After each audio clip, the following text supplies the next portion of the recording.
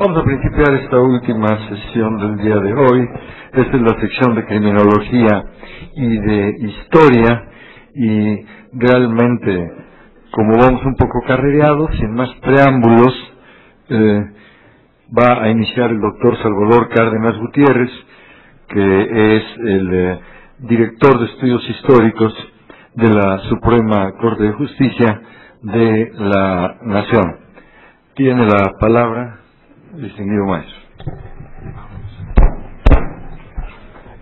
Bueno, buenas noches. El trabajo del que voy a hablar de modo breve, en primer lugar porque ya es tarde, y en segundo lugar porque la historia hay que hacerla breve, ¿verdad? No goza de muy buen cartel, hay que hacerla breve.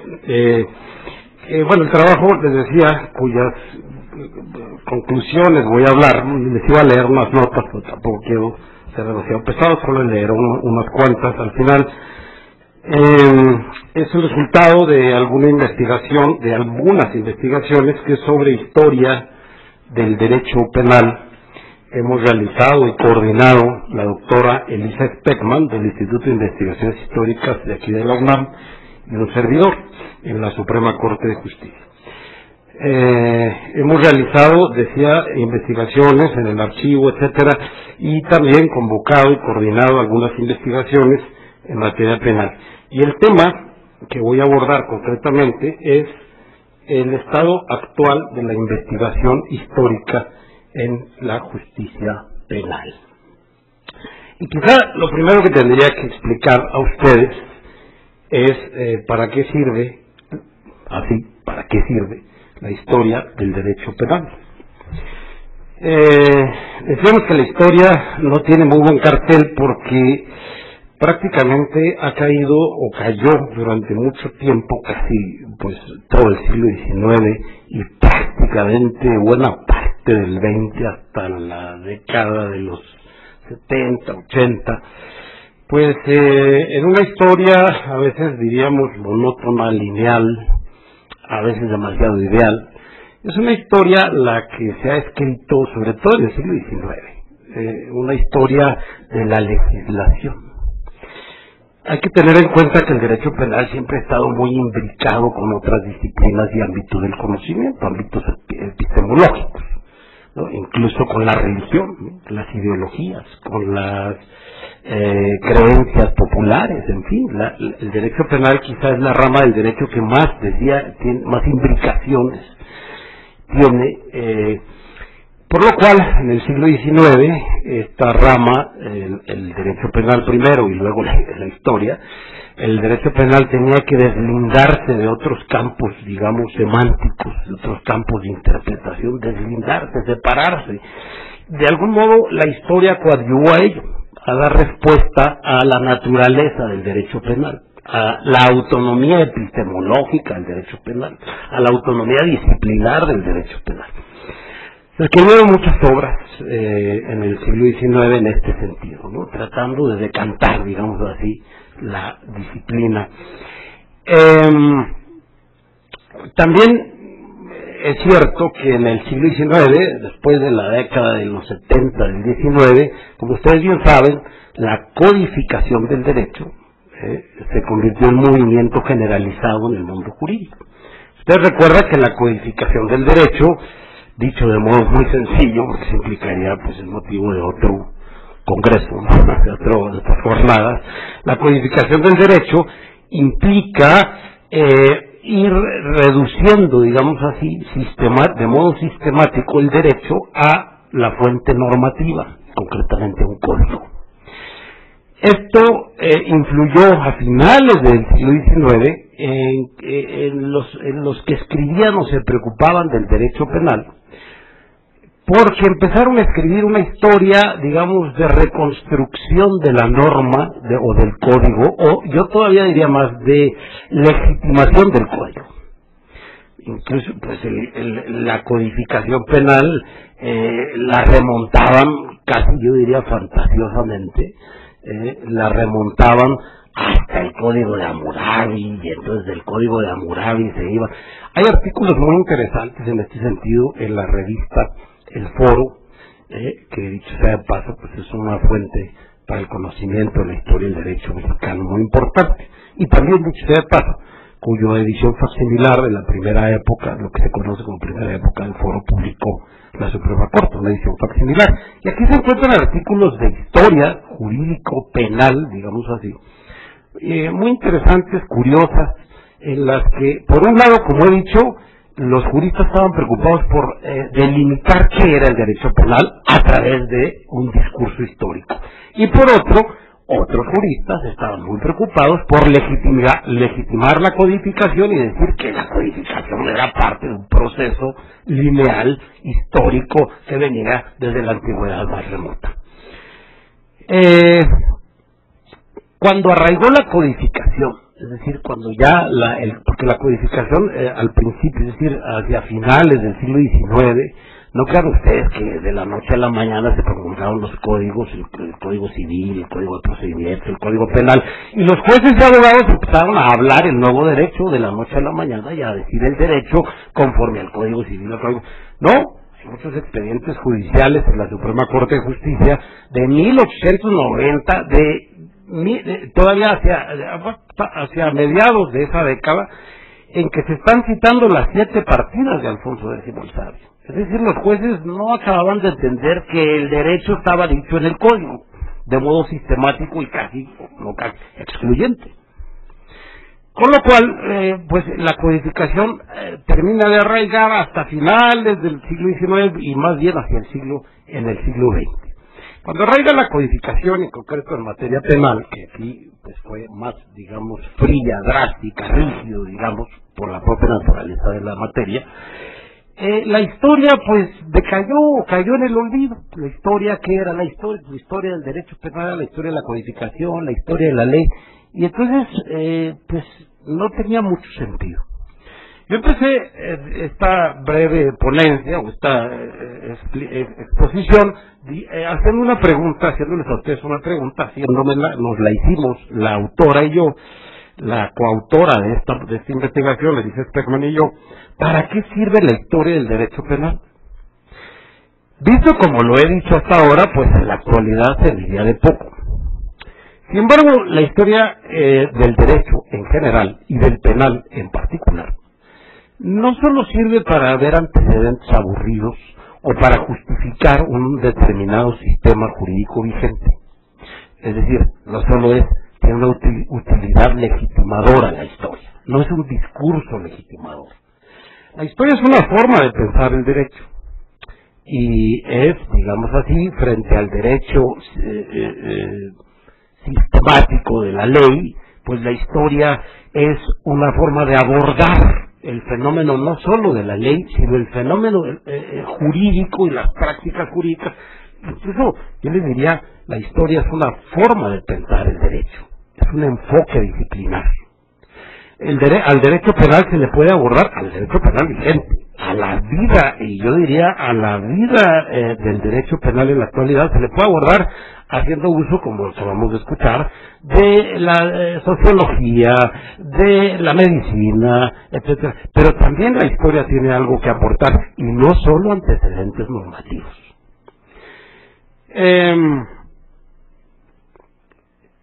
Bueno, decíamos, en el siglo XX se plantea o se recibe un impulso la historia del derecho en general a finales de la década de los 70 y durante la década de los 80, especialmente porque muchos juristas, entre ellos Héctor Cid Zamudio, José Ovalle Favela, Fernando García Cordero, señalaron la necesidad de abordar el estudio del derecho desde enfoques que no fueran como los que prevalecían en ese momento, que eran los teóricos y los normativos. Es decir, cuando se hacían análisis jurídicos, y desde luego esto se aplica al caso del derecho penal, normalmente se abordaba desde las teorías abstractas, desde la formalidad de las teorías, ¿verdad?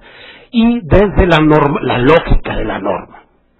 Y claro, señalaban estos autores, ellos mismos señalaban que ya había sus excepciones, precisamente en la década de los 80, en algunos estudios que ellos mismos señalan, de Sergio García Ramírez y Jorge Bustamante, Pero estos eran estudios que se empezaban a dar visos de que la historia del derecho tenía algo que aportar, y no digo solo la historia, sino el criterio histórico tenía algo que aportar al derecho penal, algo más que antecedentes. Este planteamiento de la necesidad de introducir el estudio histórico, incluso tengo aquí una nota que ya señalaba con mucha claridad José Valle Favela en un trabajo que se llama Temas y Problemas de la Administración de Justicia, y cito la nota una nota de este libro. Dice: no está por demás advertir que la historia de las instituciones, hablando de la necesidad de estudiar la historia para analizar el derecho, dice: la historia de las instituciones, en todo caso, no es solo la historia de las normas que las han regulado. El conocimiento de su historia, además del estudio de las normas, requiere la investigación de su funcionamiento efectivo y del contexto social dentro del cual se desenvolvía. Muy bien, yo creo que a nadie le cabe duda que la historia tiene que aportar al análisis del derecho, pero nos topamos con un grave problema, y todavía tenemos varios problemas. El primero es las fuentes. ¿Cómo hacer o cómo investigar una historia del derecho penal? Tenemos problemas con las fuentes, en primer lugar, porque salvo algunos periódicos que ya se han digitalizado en la Hemeroteca Nacional, pues no contamos con datos o con sistemas para investigar, porque el periódico sería una buena fuente para entender cómo se entiende el fenómeno de la criminalidad, en fin, los fenómenos derivados del derecho penal. En primer lugar, la fuente hemerográfica, y luego los archivos judiciales. Es otro de los grandes problemas, porque para conocer la historia del derecho, más allá de las normas, pues hay que ir a la práctica judicial, cómo se entendió el derecho, cómo se practicó el derecho. El problema de los archivos judiciales, bueno, por una parte, y creo que aquí sí se han dado pasos interesantes en cuanto a los archivos. Por una parte, en el Distrito Federal, los procesos anteriores a 1947, para analizar la justicia penal en el Distrito Federal, los procesos anteriores a 1947 están en el Archivo General de la Nación, dispuestos con el título de Tribunal Superior de Justicia. Hay que decir que Linda Arnold, una historiadora norteamericana, ha hecho índices para conocer esto. Sin embargo, claro, muchos de los expedientes judiciales de esta colección o de este corpus documental, pues se han perdido. Se han perdido quizá desde la época misma en que se produjeron. Por otra parte, y no vengo aquí a hacer una apología de lo que ha hecho la Suprema Corte de Justicia ni el Poder Judicial de la Federación, pero sí tengo que reconocer que se ha avanzado mucho en el inventario y inicios de una catalogación de la documentación histórica para analizar el derecho penal en los archivos de los tribunales federales, concretamente los que existen en las 40 casas de la cultura jurídica que tiene la Suprema Corte de Justicia. La Corte, aquí hago un paréntesis, tiene estas 40 casas de la cultura jurídica repartidas en todo el país, en 40 ciudades del país. Y en estas casas, además de haber auditorios y haber bibliotecas y centros de información, etcétera, pues hay, y de hecho es el origen de estas casas, hay archivos en los que se ha invertido una buena cantidad de dinero y esfuerzo humano, archivos que están digitalizados, archivos históricos, digitalizados, que están inventariados y que empiezan a ser catalogados, lo cual no es nada fácil, de tal modo que se empiezan a hacer trabajos de historia de la justicia penal, pero ya no de la norma, sino de cómo fue fue la dinámica del derecho penal. Desde luego que aparte de los archivos judiciales, pues, habría muchas otras fuentes.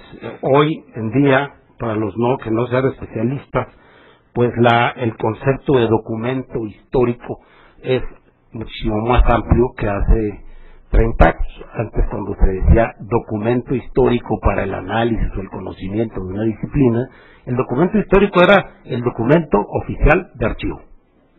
Es decir, el que tenía sellos oficiales del Estado, firmas oficiales, ese era el documento histórico. Fuera de eso, no había documento histórico, es decir, fuente documental de la historia. Actualmente decir documento histórico, ya en la historiografía contemporánea, el concepto se ha ampliado, por lo cual no solo es ya el archivo, es decir, el expediente con un sello, sino también se puede conocer la dinámica de la justicia penal y del derecho penal. Dije la dinámica, la vida del derecho penal, no solo la normativa. Se puede conocer muchas otras fuentes, por ejemplo la folletería, sobre la que se han hecho interesantes trabajos. La folletería era en el siglo XIX, por ejemplo, y todavía hasta la primera mitad del XX, era un medio que utilizaban los juristas para publicar sus alegatos y fortalecerlos frente a la autoridad, frente a los tribunales.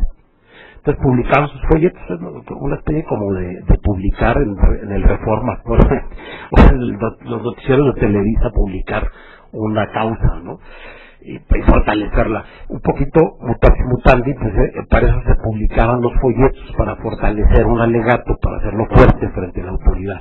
Y de esta folletería pues están llenas nuestras bibliotecas. Es una fuente maravillosa para conocer la práctica del derecho penal. No solo, ya he dicho, la norma, qué decía la norma, sino cómo se le entendía, cómo se le interpretaba, cómo se alegaba conforme a ella, o en contra de ella, que también es interesante.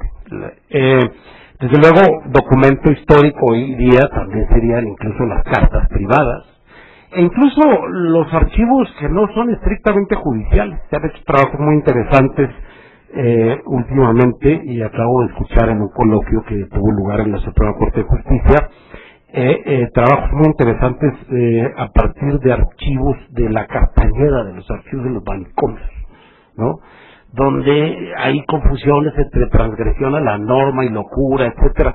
En estos estudios está muy viva la presencia e influencia del análisis de Michel Foucault, ¿no? Toda esta teoría de Foucaultiana de la interpretación del derecho y la penalización de ciertas conductas, etcétera, está muy viva en estos análisis históricos.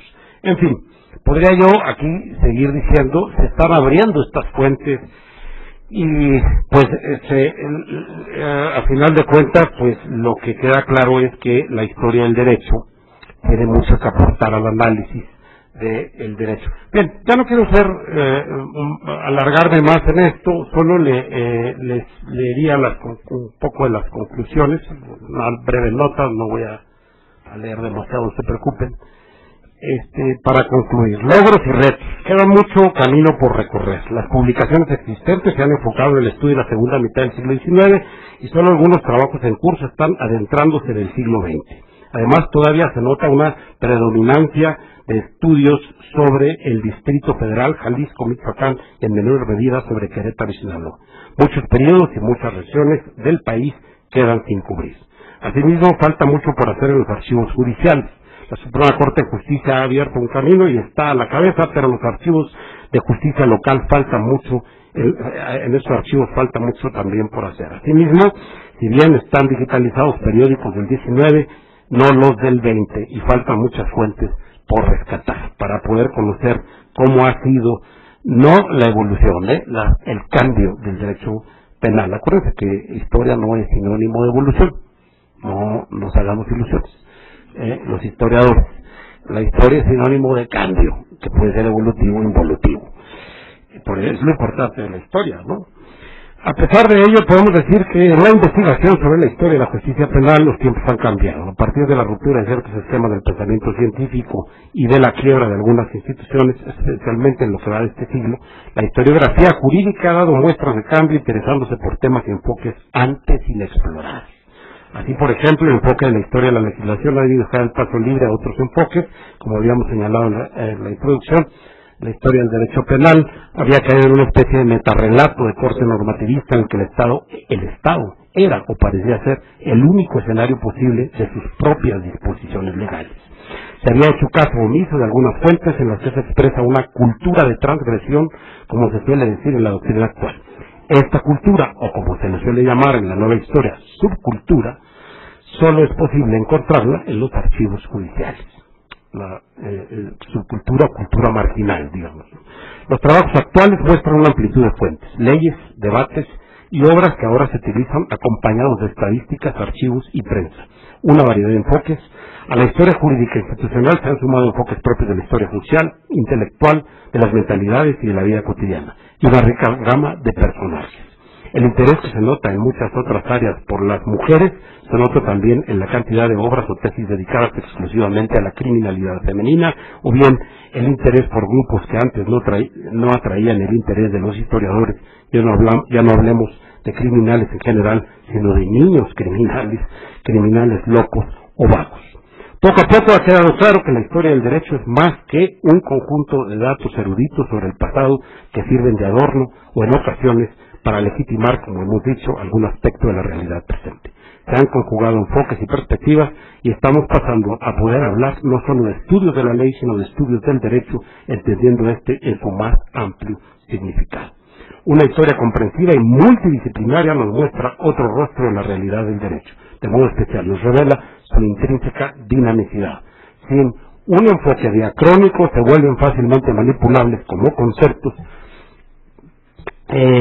por cuanto pierden el contexto espacio-temporal. En fin, incluso como todos sabemos, el utopismo de muchos de nuestros sistemas jurídicos proviene de esa suerte de racionalismo ahistórico al que algunos han llamado con acierto constructivismo.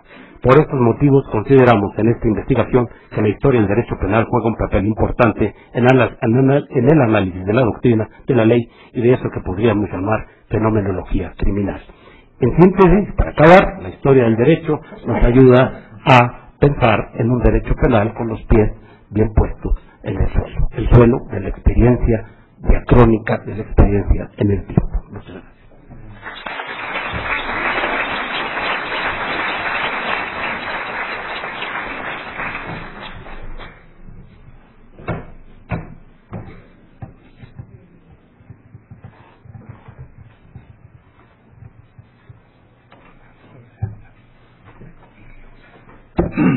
Corresponde ahora el turno al señor doctor don Luis Rodríguez Manzanera, a quien ruego hacer uso de la palabra.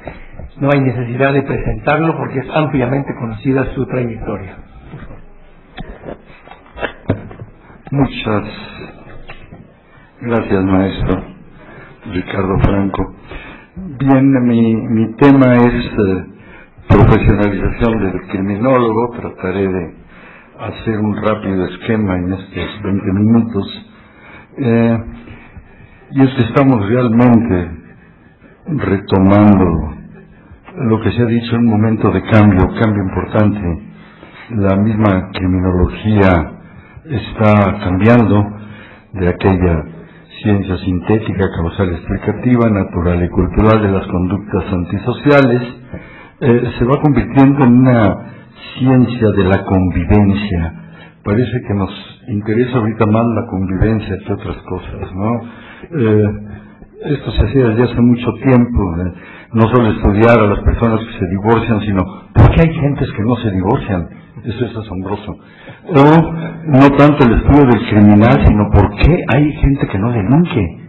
¿Sí? ¿Por qué hay gente que puede vivir en convivencia? ¿Sí? Y claro, tenemos que estudiar cuáles son las acciones que impiden o dificultan esa convivencia. Pero además hay algo más allá, partiendo de aquella frase de mi maestro Benigno Di Tullio, nuestro maestro Benigno Di Tullio, que decía que la criminología es la ciencia de la generosidad.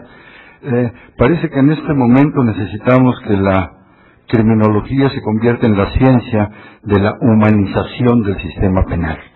Todo este drama del derecho penal del enemigo, toda esta verdadera terrorismo penal, el aumento de penas.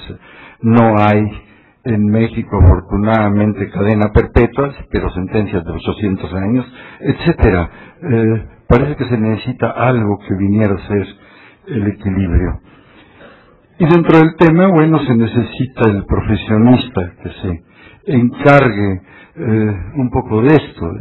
El criminólogo, que debe convertirse y lo está haciendo ya en un factor de desarrollo social, un agente de mediación. Ese es un nicho que tenemos que aprovechar bien, de reconciliación, de dignificación, un elemento primordial para lo que es la prevención, porque se repite hasta el cansancio que lo que debemos hacer es prevención, pero no se dice quién. Aquí está el profesionista que podría hacer esto, de manera que la profesión criminológica se diversifica y enriquece. En el último congreso de la Sociedad Mexicana de Criminología, Congreso Nacional de Criminología, el licenciado Borrego, representante del presidente de la República, dijo una frase que nos ha impactado terriblemente y nos ha puesto a trabajar. Dice, bueno, es que no hace falta realmente que el criminólogo sea reconocido, lo que se necesita es que sea conocido. Y sí nos preocupó, efectivamente, porque la idea que se tiene del criminólogo es muy diferente. Más ahora que tenemos un cambio, la profesión se va a diversificar cada vez más, enriquecer, se sale de aquel simple estar en cárceles y policía para hacer política criminológica. Bueno, no criminales, que el término no me gusta. Cada vez que digo que alguien es político criminal me preguntan que de qué partido, ¿no? Entonces siempre es, no suena, ¿no? Este profesionista que puede asesorar en prevención, que puede atender víctimas, este es quizá el nicho más grande en el momento actual. Repiten mucho en la Sociedad Mundial de Victimología que este es el siglo de las víctimas y debemos de voltear allá. Han estado demasiado abandonadas. Llegará el momento en que haya victimólogos. Es más, ya hay algunos, pero entre tanto eso no se formaliza, es el criminólogo el que debe de atender esta área, igual que las áreas de mediación, los planes de desarrollo, los programas de alternativas de prisión, etcétera. Es a veces sorprendente oír que hay un plan nacional de desarrollo y que hay un programa nacional de prevención del delito, y a la hora que pregunta uno, bueno, ¿qué criminólogos lo hicieron? No, estos fueron ingenieros y veterinarios y arquitectos. Bueno, pues sí, claro, empieza uno a leerlo, el vigente, y desde luego empieza citando una ley que ya está derogada, de manera que ni siquiera abogados hubo ahí. Hay que tener una buena atención porque se acerca el gran cambio, estamos ya en el gran cambio, y en el nuevo sistema del juicio oral, me refiero únicamente a esto, por lo pronto de la oralidad, porque si no se nos va toda la hora en esto, la asistencia del criminólogo me parece que va a ser absolutamente indispensable. Con los últimos libros, ha publicado el INACIPE 2-3 libros muy interesantes sobre juicio oral. Por fin ya empecé a entender, ya soy criminólogo, empecé a entender de qué se trata, ¿no? Y veo que es el case study de los norteamericanos, que ahora se está traduciendo acá como teoría del caso. Y todo va a girar alrededor de la teoría del caso. Voy a los libros, estudio bien qué es teoría del caso. Pues es lo que llamamos los criminólogos desde hace casi un siglo, criminodinámica. Eso es, estamos entrenados a descifrar la criminodinámica, de manera que ahora creo que habrá menos, ya sé que hubo grandes discusiones al respecto, pero quizá un poco menos de dogmática y un poco más de criminología en los juicios orales. Los peritos pasan a tener un lugar primordial. El peritaje criminológico va a tener que ser muy tomado en cuenta, etcétera, etcétera. Y ya oímos mucho en la mesa anterior y en el transcurso de este extraordinario simposio, el cambio. Se repite mucho que el cambio de la criminalidad es cuantitativo. Es cierto, sobre todo, oyeron ustedes, en un fenómeno como el homicidio, que en 2-3 años se disparó en una forma descomunal. Sí, pero hay que tener atención, el cambio no es tanto, o no es solamente cuantitativo, el cambio es cualitativo. ¿Sí? No es que haya más crímenes, es que son muy diferentes. Y para explicar esto, que no es mi tema ahora, nada más asómense a lo que es cibercrimen, lo que es ciberterrorismo, por ejemplo, que sí, no es lo mismo, no es nada más que ahora se robe con computadoras, no. Tenemos un cambio cualitativo en la criminalidad. Y esto, pues, nos obliga a desarrollar una forma diferente de atenderla, ¿sí? A veces se dice enfrentarla. Parece que la criminología no va tanto a la guerra, sino a otra forma, a lo mejor más inteligente, de enfrentar los problemas. Necesitamos una nueva criminología y necesitamos también una profesión renovada, actualizada y eficiente. Déjenme en estos 12 minutos, 11. Entonces, bueno, ¿qué estamos haciendo? Porque una de las cosas que me preocupa es, todo el mundo parece que tiene muy detectado todo lo que está mal. Muy pocos detectan las cosas que están bien. Pero además, esto de repetir que está mal, pero no decir qué es lo que debe de estar bien. Y aquí el tema de esta noche es no tanto qué debemos hacer, sino con quién. Y ese quién son los criminólogos. Así, nuestra Sociedad Mexicana de Criminología hace congresos cada 2 años, muchos, ya vamos a realizar el 14 el año que entra. El primero de ellos fue inaugurado por el maestro García Ramírez, y si es cada 2 años, bueno, ya calculamos cuándo, ¿no? Y han sido muy fructíferos. En la reunión de 2007, en el 12º Congreso en Mérida, algún colega nos hizo ver que además de los presidentes de nuestras filiales, había algunos directores o algún rector de universidad, de escuela, facultad, instituto, que estaba impartiendo criminología. De manera que lo invitamos a la reunión de presidentes de filial, y ahí surgió la idea de por qué no hacer una reunión con los directores, rectores de instituciones que impartieran la licenciatura en criminología.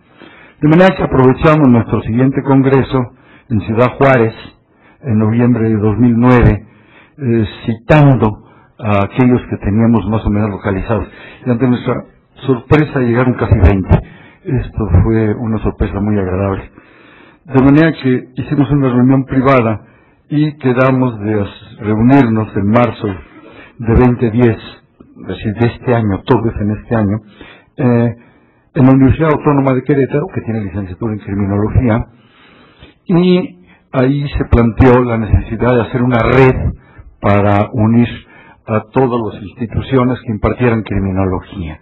Ahí ya vinieron, por ejemplo, personas de la Universidad Autónoma de San Luis pidiendo que se integrara también a aquellos que daban posgrado.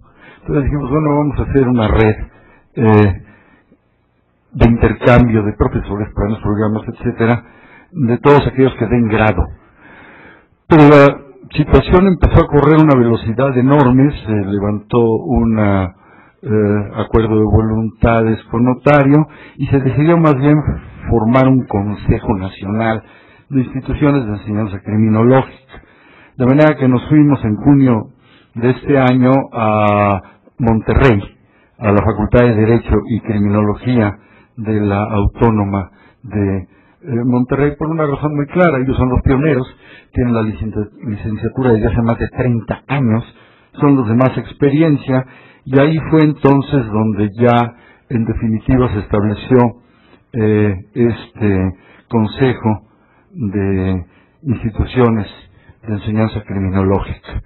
La situación es interesante porque ya para entonces éramos más de 20, eran más de 20 rectores, directores, etcétera, de escuelas y facultades.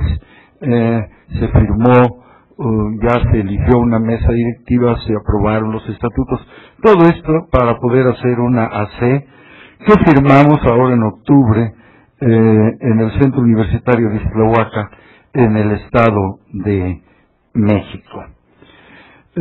Ha sido, simplemente citó la Sociedad Mexicana de Criminología porque teníamos interés en la profesión, pero la respuesta que hemos tenido es verdaderamente asombrosa en muchos sentidos.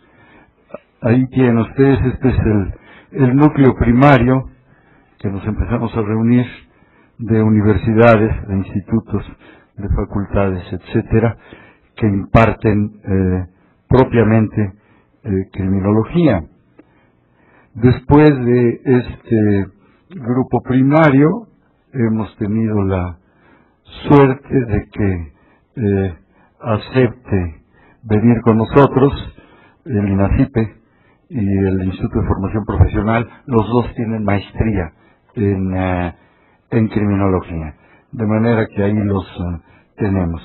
Para que ustedes se den una idea, aquí está la lista para que puedan identificar de qué se trata, y quienes están, lo digo rapidísimamente: la Benemérita de Puebla, el Centro Cultural de Ciudad Juárez, el Centro Jurídico Universitario del DF, el de Ixtlahuaca. Ese centro universitario de Ixtlahuaca tiene 1.200 alumnos en licenciatura en criminología.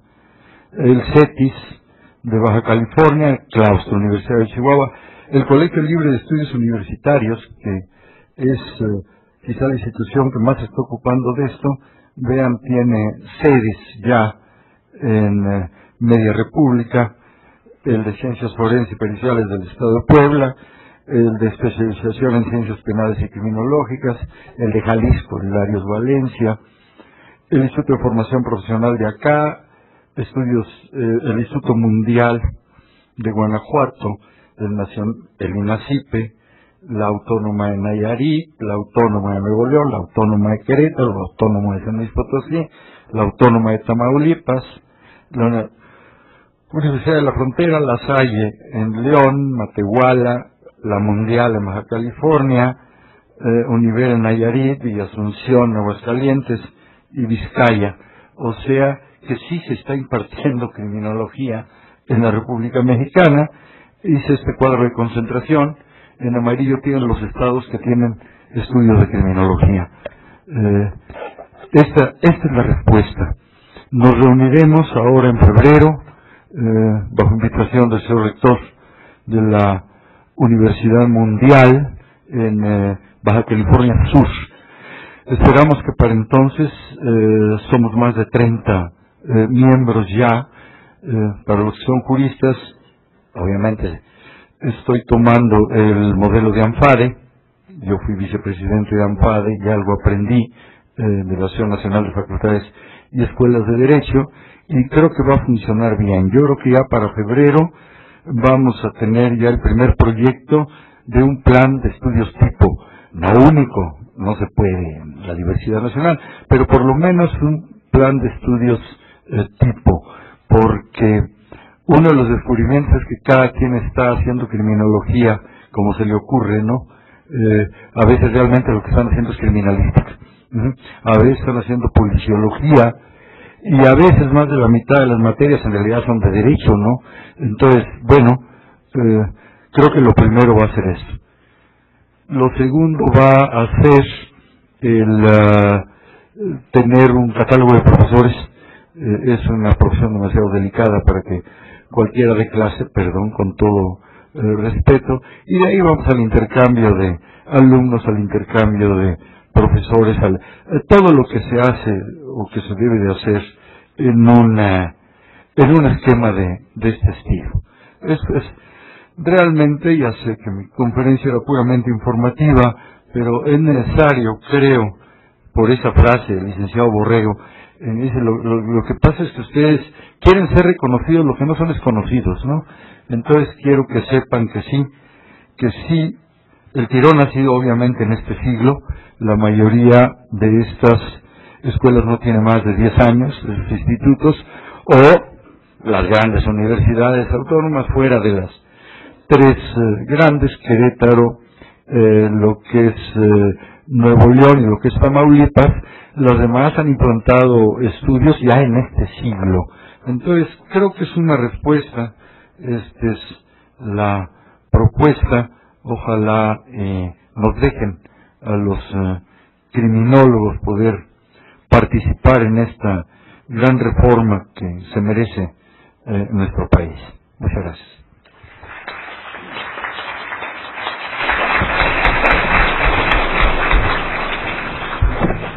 Muchas gracias. Consciente de la hora, me he permitido reproducir lo que podría yo leer en unos 15 o 20 minutos, pero ustedes van a ser testigos de una conferencia magistral porque brevísima.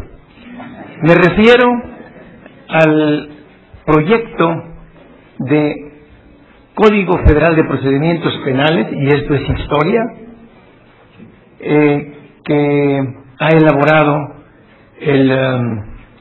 la Secretaría Técnica apropiada para estos juicios orales de los que ha hablado el doctor Rodríguez Manzanera, y yo he estado luchando y luché infructuosamente por evitar que se introdujeran situaciones completamente anormales que eran regresar 90 años a nuestra historia.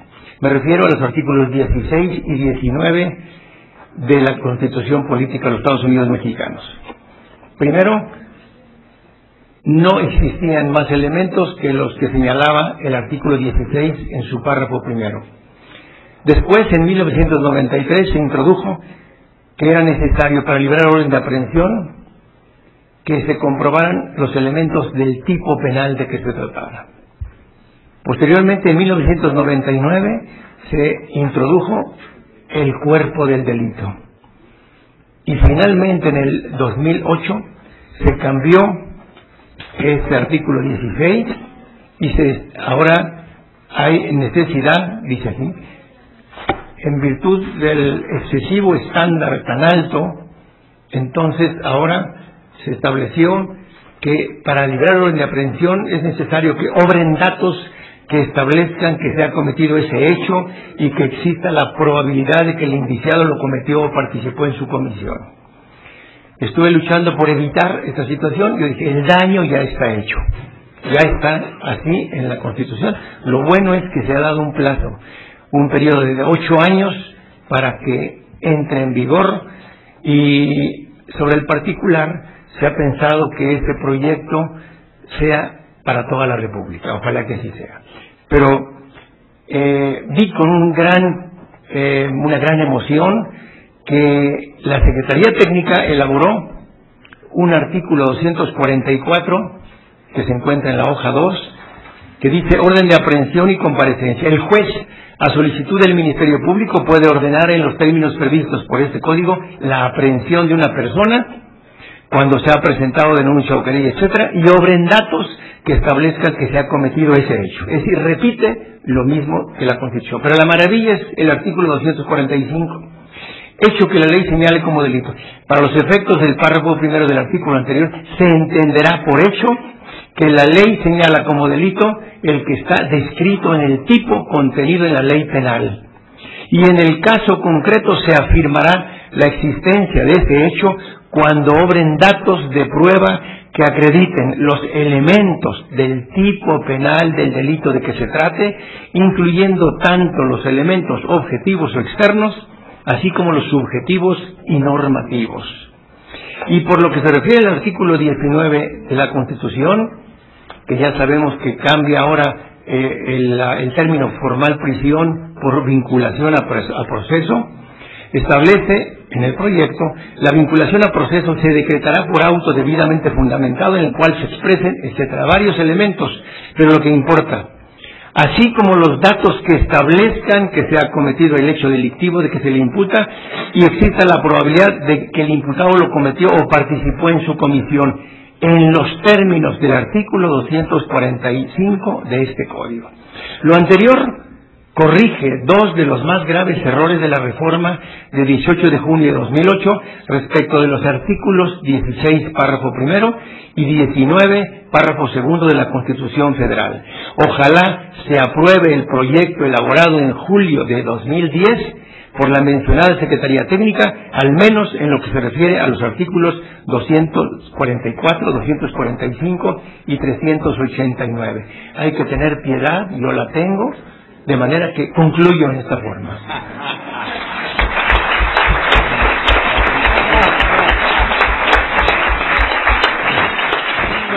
Ahora bien, sigue una sección de preguntas y respuestas. Ya es responsabilidad de ustedes el que salgamos tardísimos de aquí. Ninguna, ¿verdad? De manera que yo me siento muy complacido de esto. Vamos a descansar y los felicito por su entusiasmo de haber permanecido durante todo el día aquí absorbiendo savia pura como buenos juristas. Muchas gracias. Buenas noches.